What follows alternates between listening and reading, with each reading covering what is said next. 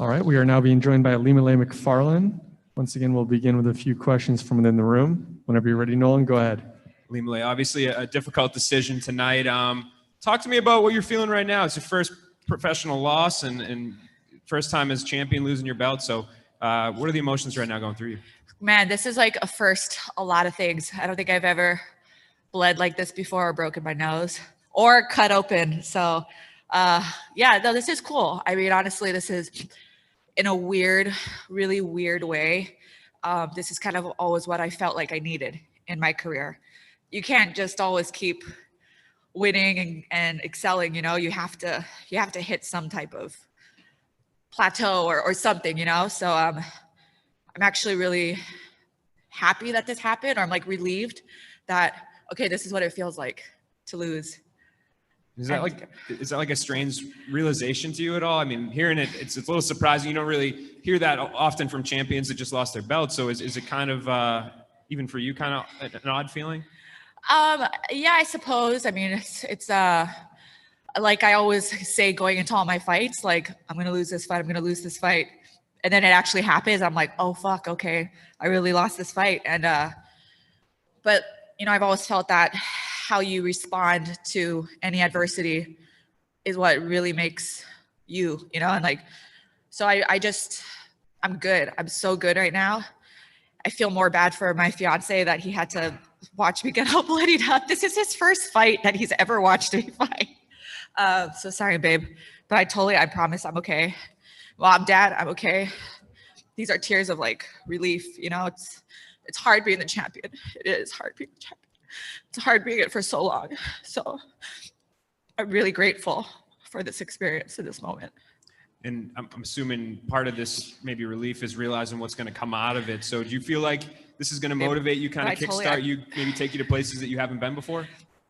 Yeah, you know, it's sometimes I feel like as champion, you kind of don't get that luxury of I guess like choosing your fights or you know, like I don't know, I guess taking like really crazy fights. Like I've always wanted to be that fighter that takes a fight on 2 weeks notice, you know? And I guess just you really do almost have some more freedom when you're not at the top. So I'm excited for this next chapter. And I was joking with my corner. I was like, yay, that means I don't have to train for 5 rounds anymore in camp. I can have a 3-round camp, you know? And then I was like, well, you know, there might be a rematch or maybe we'll do a tournament. So I guess I'm still going to have to train for 5 rounds. But yeah, it just seems like there's a little bit more flexibility when you're not the champ.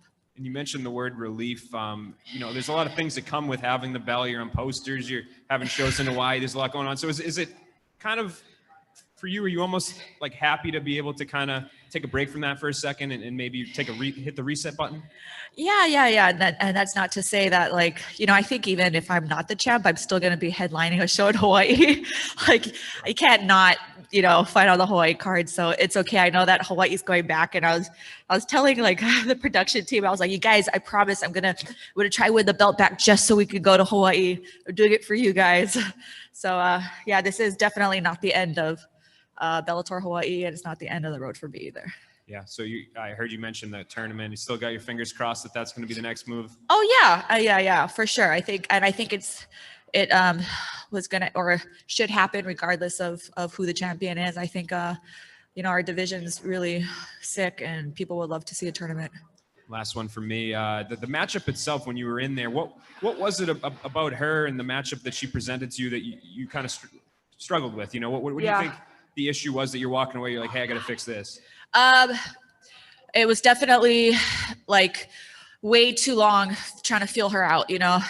In between rounds, I'm talking about corner. I'm like, like she doesn't hit that hard, or like, oh, she wasn't that strong on the ground. But it's like, it still took me too long. You can't spend an entire round trying to figure that out, you know.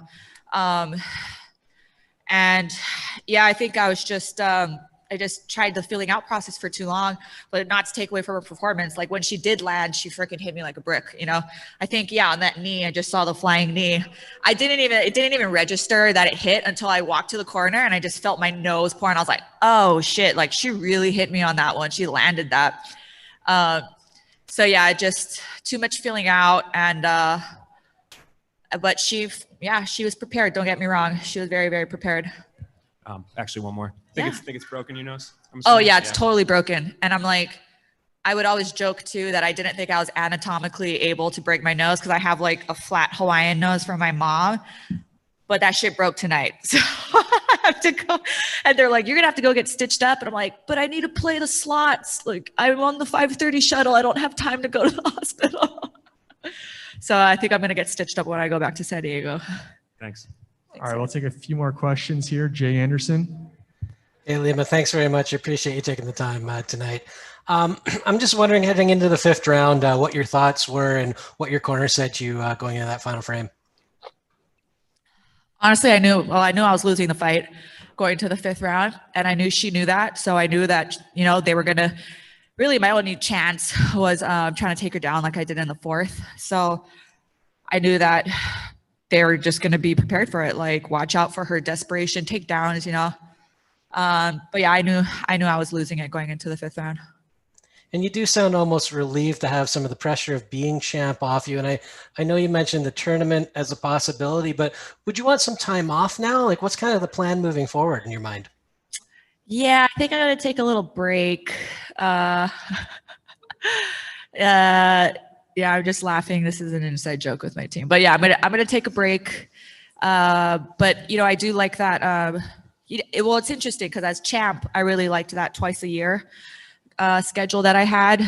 It gave me time to put in a solid camp and do my other stuff that I do in the outside of the cage, like my charity and everything. But now that I'm not the champ, again, like I said, I would love to be one of those fighters that takes fights on a couple weeks notice, or so I think actually being more active is would be a good option for me. Keith. Hey, Ilima, it's Keith Shillen from Sherdog. Good to talk with you again. So one thing that really impressed me tonight with you is just your character. Your sportsmanship afterwards is so impressive. It seemed like Twitter was all saying the same thing. I think it shows right now that, it's very rare for fighters after a loss to talk with the media, but you're willing to do that. Like, why are you willing to do that? Why do I do it? I really like Juliana. I've always liked her. I've always liked how respectful she was to people. So, I mean, you could see how grateful and emotional she was afterwards. I'm genuinely happy for her. This isn't fake. This is me. Like, she's going to be an amazing champion. So I think it had a lot to do with her, my opponent. If it was someone else I didn't like, I'll probably be like, whatever, I don't give a shit, I'll walk out, but her as a person, I think she's going to do really amazing. And also, like, this game isn't just about winning and losing and being a champion, like Bellator. I know this one, I don't want to be presumptuous, but I know this one kind of hurts for a lot of people in Bellator because I'm really have a good relationship with a lot of people. I consider them my family. So, I can't just, if I walked out, I would just be writing off everyone else here, everyone in Bellator who has built me up and gave me this opportunity and has treated me so well. So yeah, again, like, I'm not just going to be a sourpuss and walk away from all of this. This is still part of the journey, and this is still part of my story. My last question, and first of all, that response was absolutely incredible. My last question, I know you got to get out of here. You just said how hard it was being a champion. Other champions have said similar things. You just talked about how much you like Juliana. I know she's still, a future opponent. You don't want to give her too much advice, but from one champion to another, what advice would you give her to make her road as a champion easier? She already said it, that she doesn't want to be a champion just inside the cage. She wants to be a champion outside. And I think that's like one of the most important things, as not just a champion or as a fighter, but just as a person, So she's already on the right path. That's exactly what I would have told her, is to carry yourself like a champion outside of the cage. Being a champion outside of the cage is more important than what you do inside the cage. So she's already got down. All right. Thanks for the time, Ilima. Appreciate it. Thank you, guys.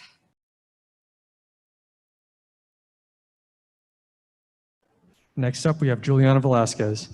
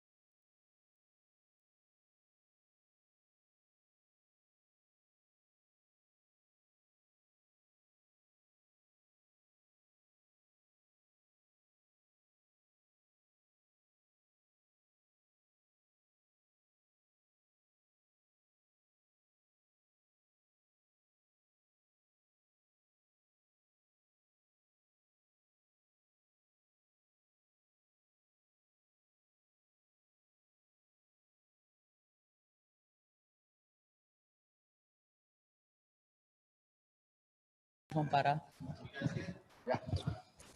All right, we are now being joined by Juliana Velasquez. We'll begin with a few questions from within the room. Go ahead, Nolan. Juliana, congratulations on the win. Talk to me about how it feels to be sitting up there, the new champion. You got your belt in front of you. Thank you. Parabéns na vitória. Fala como você está sentindo aqui, sentando aqui com o cinturão, campeão nova. Em primeiro lugar, obrigada. Eu estou me sentindo muito bem. Eu acho que estava faltando isso na minha carreira.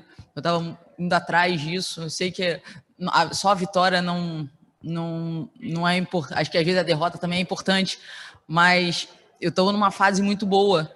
Então, eu estava sentindo que era para ser meu esse cinturão, né? Ele estava me aguardando. E hoje, graças a Deus, ele veio com paciência, como sempre eu tive, e hoje ele está aqui. Yeah, thank you very much for congratulating me. But yeah, I feel that, I feel you learn a lot from your wins. You also learn a lot from your losses too. But I feel that my time is now. I feel I performed well, and I always knew that I had the potential to be a champ. And tonight I just showed that. And what do you think the difference was in the fight? It seemed like a pretty, I don't want to say, overly dominant decision, but you did best her for most of the fight. So talk to me about what you thought was the difference maker in that fight. O que tu acha que foi a diferença nessa luta? Você dominou muito da luta, mas o que tu acha que foi realmente a diferença para fazer você vencer?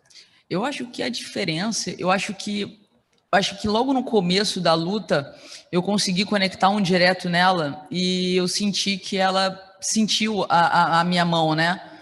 Então, nessa hora, eu senti que dava para eu manter ela distante de mim. E quando ela chegou perto, eu vi que ela é perigosa. Então, eu tive que me manter mais forte na trocação e com muita paciência. Acho que esse foi o diferencial. Yeah, I felt the difference was that in the beginning of the fight, I hit her with a couple strikes, and I can tell that she didn't like it. So I kept doing that to maintain my distance. And because I knew that she could be dangerous if she got in close, which in the fourth round, she showed that once she got me to the ground, she kind of controlled me a little bit there. But at the end of the day, I believed in myself, and here I am. I know after the weigh-ins yesterday, you dedicated this fight to your brother. And how much more special does this make this moment, and more, how important was it for you to go out there and do what you did? Eu sei que depois da verdade você dedicou essa luta para o teu irmão, e como é importante você indo lá e fez o que você fez. Caramba. Desde que eu entrei na organização, eu dedico todas as minhas lutas ao meu irmão. Eu digo que eu tenho, né, meu irmão no meu braço, que é o meu braço mais forte, que é o esquerdo, e fiz a asa de anjo, que para mim ele é o meu anjo da guarda, e eu tenho certeza que hoje ele está aqui. Então, eu poder dedicar isso a ele e ter a certeza que ele está aqui comigo, sim, eu tenho certeza disso, é uma sensação, caramba, acho que é indescritível dizer a emoção que eu tenho ao falar do meu irmão e poder dedicar isso a ele hoje. Ever since I got into this organization, I've dedicated all of my fights to my brother. I have a tattoo of my brother on my left arm because it's my most powerful arm. My strikes are more powerful with my left. My left. And I have a tattoo of an angel wing on my arm because I knew that he's always with me. So I felt him here. To know that he was here, it's actually indescribable what it felt like. Yeah. And just looking forward, I know Ilima-Lei was very outspoken about she wanted a flyweight tournament. Is that something that you're hoping comes next? Are you hoping that the Bellator chooses the women's 125-pound division as the next tournament division? A adversária falou que ela estava pensando querendo torneio da tua categoria. E isso é uma coisa que interessa, fazer torneio. Sim, acho que é sempre muito interessante, né? A gente está mudando, né? E fazer um GP, eu acho que é uma coisa bem interessante. A gente vai ter oportunidade de lutar com mais atletas, né? E conhecer mais. Então, eu acho que seria de grande ajuda, seria de uma grande oportunidade ter esse GP. Yeah, I would love to have a tournament. I feel that it would be great to do that sort of a tournament format and changing things up. We would get to take a look at a lot of different fighters depending on how the fights went in the tournament. So, I would definitely be interested and excited if Bellator chose to do a 125-pound flyweight female tournament. Thanks. All right, we're going to take a couple of questions from the media joining us virtually tonight. Go ahead, Donna. Juliana, congratulations on an incredible performance. Of course, Ilima-Lei was a legendary champion, not just for her many title defenses and her brilliant performances, but also for what she did outside of the cage. She was an incredible ambassador for women's MMA. She was an incredible ambassador for where she's from, her hometown. Do you plan to continue that tradition and inspire young girls with your work outside of the cage as much as she did when she was champion? Ela falou que a última campeã foi uma ótima campeã, não só dentro, ela defendeu, mas também ela fora da gaiola fez muitas coisas boas, representando onde ela é, ajudando a comunidade. E se você está programando ser o mesmo tipo de campeão? Sim. Acho que o verdadeiro campeão não é só ali dentro, né? São as atitudes do lado de fora que faz o verdadeiro campeão. Eu prego isso sempre. No Rio de Janeiro, onde eu moro, eu ajudo algumas ONGs, algumas instituições, e dessa vez não vai ser diferente. Hoje, a gente está pertinho do Natal. Eu espero poder levar alegria para as pessoas de onde eu moro, com esse cinturão, crianças que hoje estão nos hospitais, né? Eu sempre faço isso desde que meu irmão faleceu, eu faço isso a ele também, e eu pretendo levar muita alegria às pessoas com esse título. Yes, I believe a champion's responsibility is not only how you perform inside the cage, but also outside the cage. I felt that the last champion did a very good job, and I will too. I work a lot with sick children in the hospitals, and I'm excited to come back to Brazil and show my community and the people around my house where I live, the belt and kind of give back to them because they've always supported me through my whole life. Once again, my last one, in terms of your brother, if he were here tonight, what do you think he would say to you? Se teu irmão estava aqui hoje, o que tu acha que ele ia falar para você? A primeira coisa, eu acho que ele tá aqui, ele estava aqui. Eu tenho certeza que hoje ele está aqui atrás de mim, me sacaneando, falando que eu não fiz mais do que minha obrigação, que eu sou forte porque eu puxei isso dele, porque ele é o mais velho. E eu acho que é isso. Acho que ele ia tá zombando com a minha cara, sempre se vangloriando, dizendo que eu sou isso tudo graças a ele, porque eu puxei os genes dele. She said, my brother was here tonight. He was here, but if he was here talking to me, he would probably be making fun of me like he always did, telling me that the reason I'm so great and strong is because of him, because he's the older brother and she received all those genes from him. So I did feel him here tonight, and I know that if he was here, he would just be making fun of me and telling me that I didn't do anything more than what he expected. Gareth? Hi, Juliana from London. Many congratulations on your victory. It's amazing to see your happiness and your sadness together, your emotion tonight. I just wanted to ask you, would you like to see a flyweight tournament now? And given your size as a flyweight, are you also going to go up the divisions? Ela falou parabéns, foi super interessante vendo a tua felicidade também com a tua tristeza no momento que nós estamos ali, mas parabéns e outra coisa, o que você acha de fazer um torneio na tua categoria?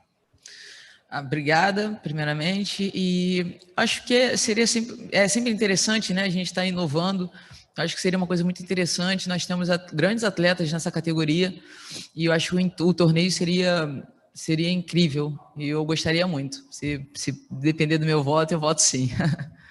Thank you very much for the kind words, and really what I would love the idea of a flyweight. I think there's a lot of talented 125-pound females, and I would love the opportunity to compete like that. And finally from me, were you surprised how easily you were able to handle Ilima tonight? Because you seemed physically dominant, mentally dominant, and she didn't seem to get inside your fortress, if you like. Estava surpreso como você dominou ela, assim, parecia que você controlou a luta completamente. Isso foi uma surpresa para você ou você pensava que ia ser assim? Na verdade, eu nem sei. Eu juro que eu ainda não, acho que eu ainda não realizei. Eu não lembro nem muito bem da luta ainda, né? Eu tenho que parar para olhar, mas eu acho que eu não sei se eu dominei totalmente a luta assim, né? Eu tomei uma queda. A Ilima-Lei é uma grande atleta, né? Ela sabe ela tem muitos recursos. Ela também me inibiu um pouquinho, mas eu acho que eu consegui só manter a distância. Acho que foi isso. Eu não sei se eu diria que eu dominei totalmente a luta, não, mas eu fiz o melhor que eu pude ali dentro. She said, I wouldn't necessarily know if I was that dominant.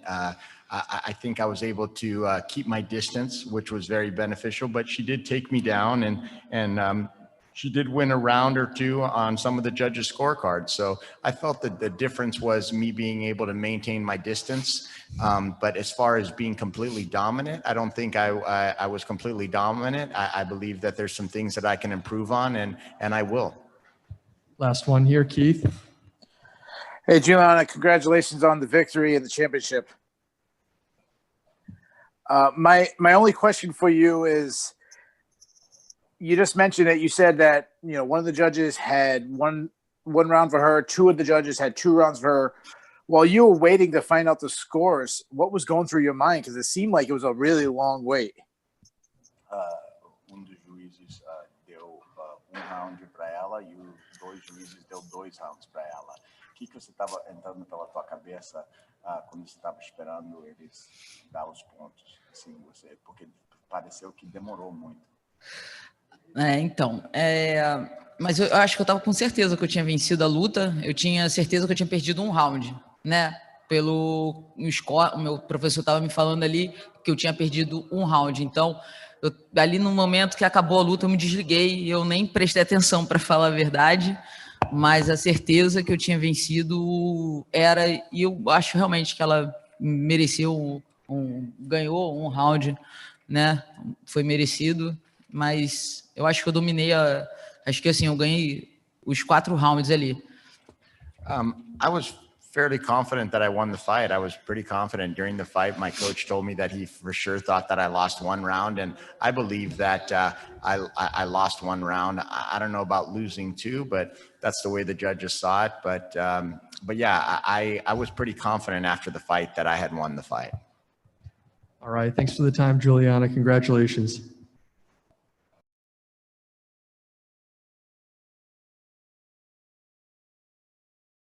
Next up, we have Scott Coker.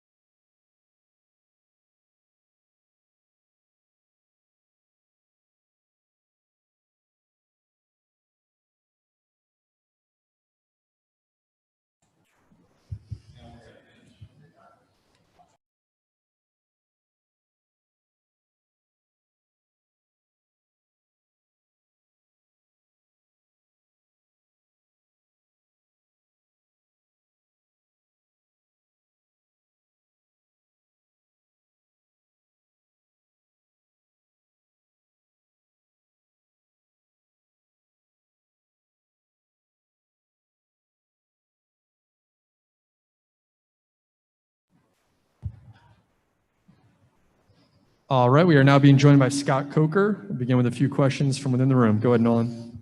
Scott, you have a new champion. Pretty impressive performance by Juliana Velasquez. Kind of give me your take, and how does it feel to have her representing you, on the banner with the belt and everything? Yeah, I mean, we've been watching her for a long time, followed her, have her fight here. She is an amazing fighter and a dangerous fighter. And I think what you saw today ended up being a technical fight because, Ilima was moving away from her power, moving to her left. Juliana was trying to chase her down, and, Ilima was going for the takedown. And she got caught a couple of times. But at the end of the day, I think that she did win the fight, and fair and square. And she did what she had to do. And the nice thing is I really like fighters that are martial artists, and I feel that, Juliana will be a good champion for Bellator, and she'll do a lot of great things, not just inside the cage, but outside the cage as well. So very happy and proud to have her as our champion. And on the flip side of that, you talk about martial artists. It seemed like I think you were here to hear Ilima-Lei's comments afterwards. What do you take away from that? A champion that just lost their belt to kind of have that attitude of like she said, relief and kind of optimism going forward. Yeah, you know what? I mean, there's a certain amount of stress that comes with being the champ, right? Because everybody's coming after you, and you're on top of the mountain, and here comes everybody trying to hunt you down. And so, that pressure is going to be gone. But I know she'll be back, and she'll come back strong. She's a great fighter, great talent. She's been great for us. And, it wasn't her night. It didn't work out. And that's just how the chips fall in this business. Co-main event, Magomedov, one of your big signings that you made recently. Looked really good, dominant performance against a tough guy. What kind of addition did you see to the bantamweight division tonight? Yeah, I mean, that guy is he is a beast. I mean, he's going to be dangerous for anybody. I'm sure Juan Archuleta and all the other 135-pounders were watching tonight, and they're going to have their hands full. This kid is amazing, and he hasn't fought in a couple of years. So this one under his belt, I'm sure he'll be calling next week looking for another fight, and we'll try to get him back in there as soon as possible. But he's going to be a dangerous, contender in that division. So I'm excited about that. So we talk about 135 on the rise, women's 125 on the rise. After seeing what happened tonight, is there any specific way you're leaning? I know we've talked a lot about the tournaments recently, but did either of those fights twist your arm one way or another? I'll tell you, I think we have some choices here, but I think that everybody is in contention as far as what weight class. I think we have 2 or 3 different divisions. We just haven't decided yet. We'll probably announce something in January or February, but we have a little bit of time because we have the Sanchez Pitbull fight, sometime in the first quarter of next year. Then we'll have the finals of the tournament, AJ versus the winner of those 2, and then so we have 3, 4, 5 months. So we have time to figure it all out, and we'll do the right thing. And do you think we'll get some sort of 2021 event scheduled in the next couple of weeks? Is that kind of the plan? Yeah, I think that we'll probably have something either late this month or maybe early next month. But, we're scheduled to do our normal amount of events, and it's just how we're going to schedule what night we're going to go. And, we'll figure all that out. But it's, there's a lot of movement, but good movement. And I think we have a lot of exciting things to announce early next year. And will it likely be back here at Mohegan, do you think? I mean, listen, this is our home for now. And, I honestly, as much as I love it here, I can't wait to go back out on the road and start selling tickets and, and doing fights in big arenas with people in the building. Because as great as this event was, because from top to bottom, I think we had some amazing fights tonight.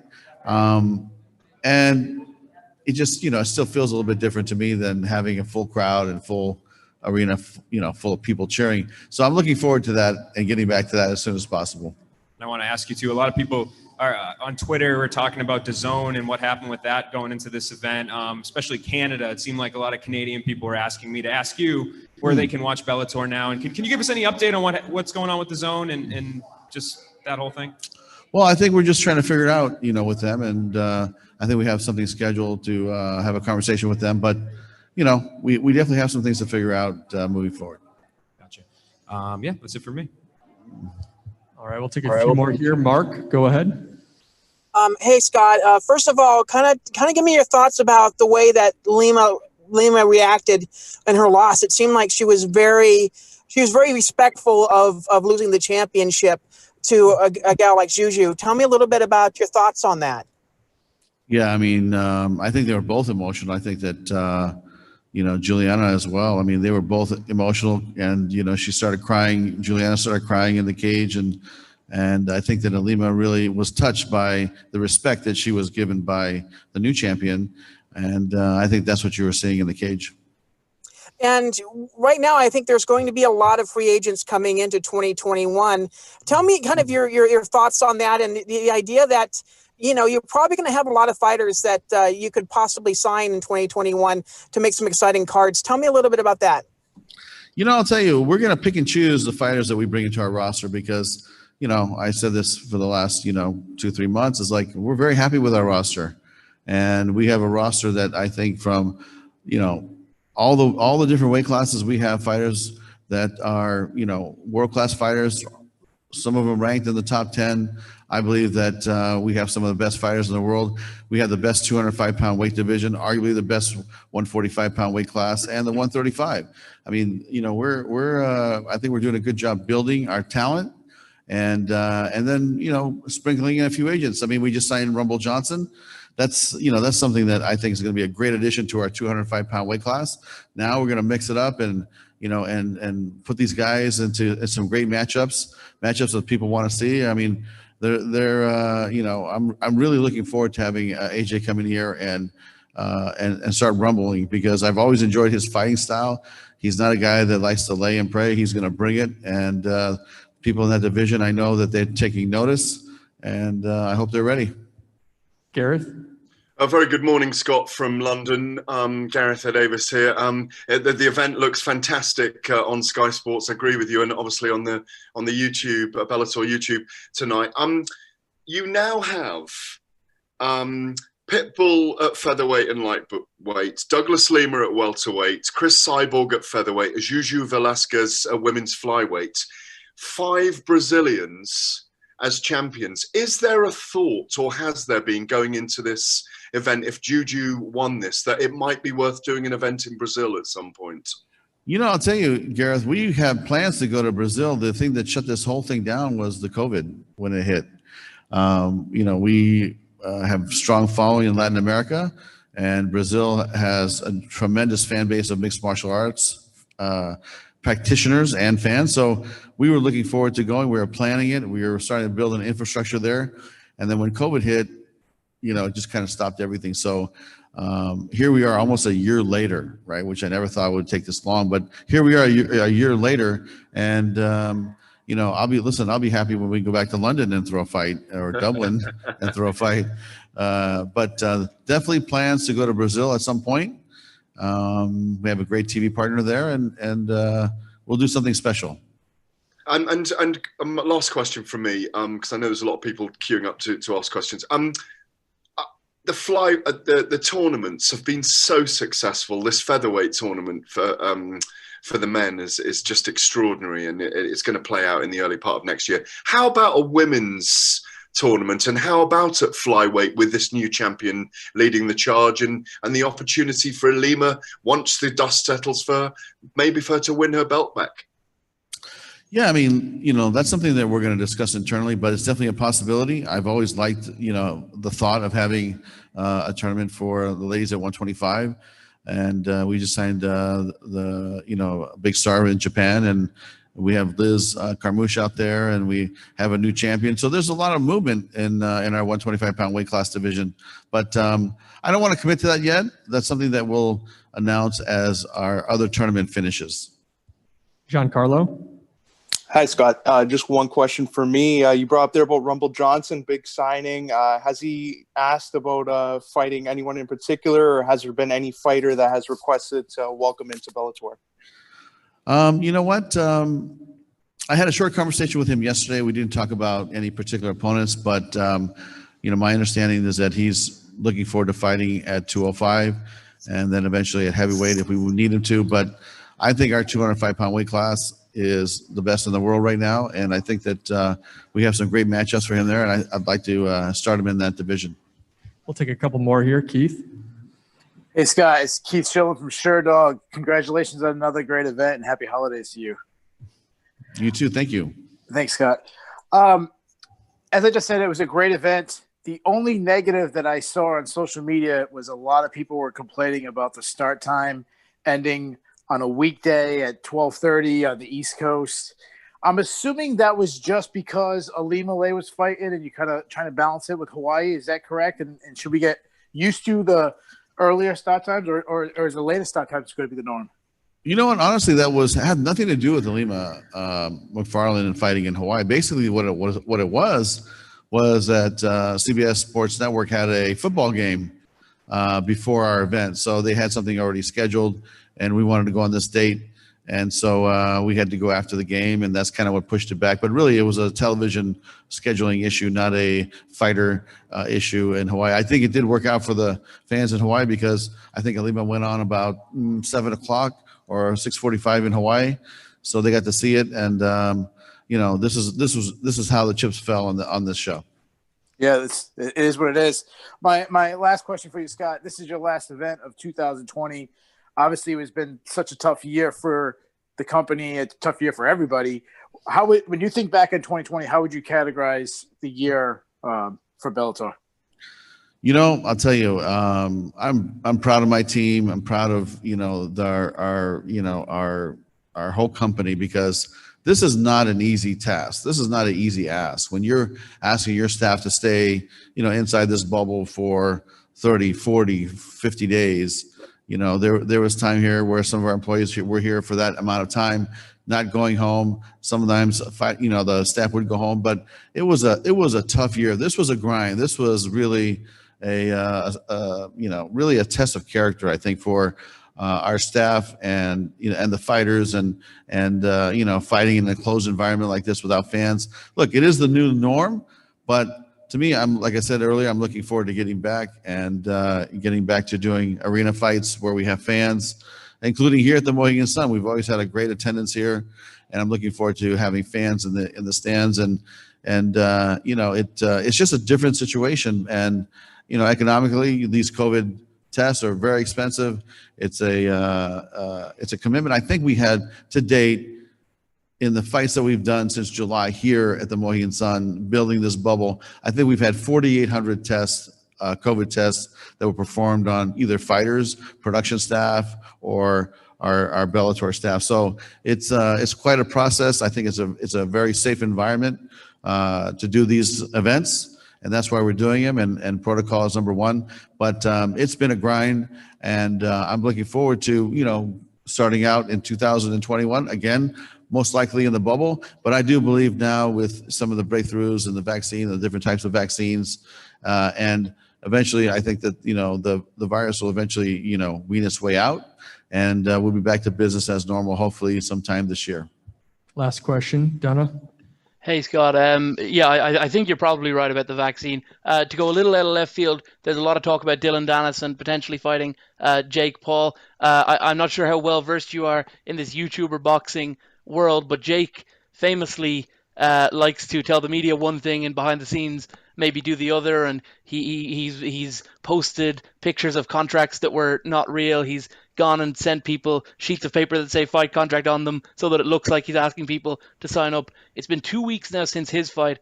What is the actual extent of the talks that Dylan Dennis, yourself, Paradigm are having with him about a potential boxing match? Well, I tell you, that is a true story, and there is definitely a little bit of bad blood between those two guys, and it started, I think years ago. And I do remember there was a boxing fight that he was fighting at that, Dylan and I were going to go, and they basically told us that Dylan's not welcome there, and that they were afraid that he might cause trouble or this and that, and I said that's ridiculous. I mean, he's a professional athlete; he's not going to start trouble, But anyway, at the end of the day, he couldn't go. So, I know there's a lot of trash talking back and forth, and I did meet with. I think it was Logan and his manager last year in Miami, and we had a conversation about it. They're very interested, and I was like, well, you guys should come to MMA and train in MMA. And I know that they're talented athletes. They do have a wrestling background. Logan's wrapped up with Floyd Mayweather at the moment. Yeah, he's a little bit busy, but when he's done that, he can come fight Dylan Dennis in MMA is my point. Why do they always have to go to boxing? You know, I mean, to me, it's like, look, maybe we can do 1-1 and make it even. But look, if Dylan wants to fight him in boxing, you know, we're not going to stand in the way. We'll definitely let it happen, and you know, that's going to be up to him. But you know, those conversations are ongoing, and they have been happening, and we'll see what happens. All right. Thanks for the time, Scott. Congratulations on another great event. Thank you.